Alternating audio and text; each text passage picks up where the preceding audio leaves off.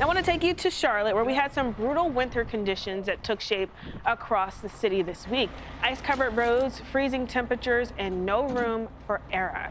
This helmet, well, it caught firefighters making a split decision to save a man's life after his car was completely underwater.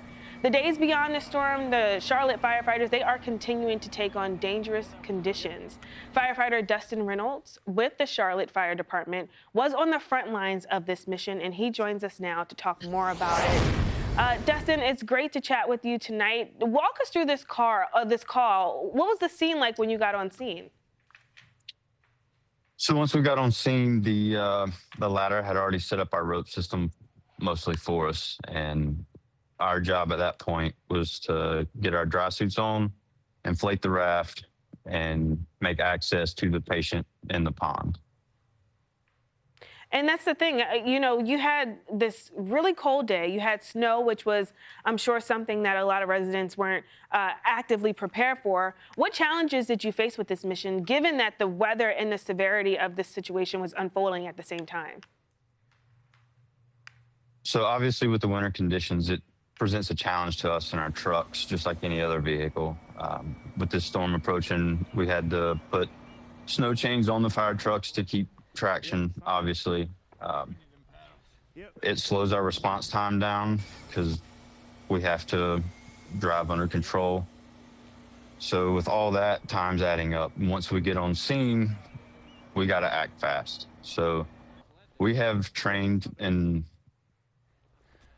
ran drills with this raft in the past. We've timed it. So once we got on scene, we knew what we were doing. We already knew everybody's positions on the crew. So it was just a matter of putting our training to use. We got the raft set up, inflated, got our PFDs, and took off to the patient, make sure he got back safe and warm. How do you guys train in such extreme winter weather like this? Are there times where maybe you're training on site, or are you guys in some type of in simulation where you're dealing with some type of winter weather that prepares you for a challenge like this? So on the rescues, and we have two rescues in Charlotte, and we have another dive company down at Station 38 on the lake, and we're all part of the dive team. Every year, part of our dive training is winter diving. So those dry suits are purpose-built for obviously keeping us dry, and that's especially important during the winter when we're diving. Absolutely. So we do have experience in cold weather and water rescues. Just last February, we sent a large team up to Kentucky during the floods up there, and we went from house to house and flooded towns on boats and removed people from the flooded areas that needed to be taken care of. So winter training is just another day at the Charlotte Fire Department. Wow. So you guys are prepped for it, even though you don't get winter, year round there across parts of the South and East. The Charlotte Fire Department responded to over 1,000 calls this weekend. How demanding was it for your team to respond to so many calls during such an intense, weather storm? So we saw this storm coming, obviously. Emergency management does a great job at planning these things. So when these type of events are coming up on us, we staff extra trucks and teams that are in the city to help us make it to these calls as they come in, so there's no backlog.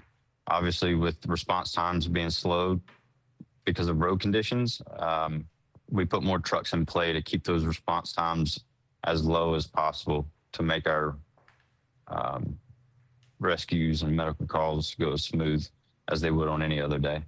Well, we appreciate your dedication and your service.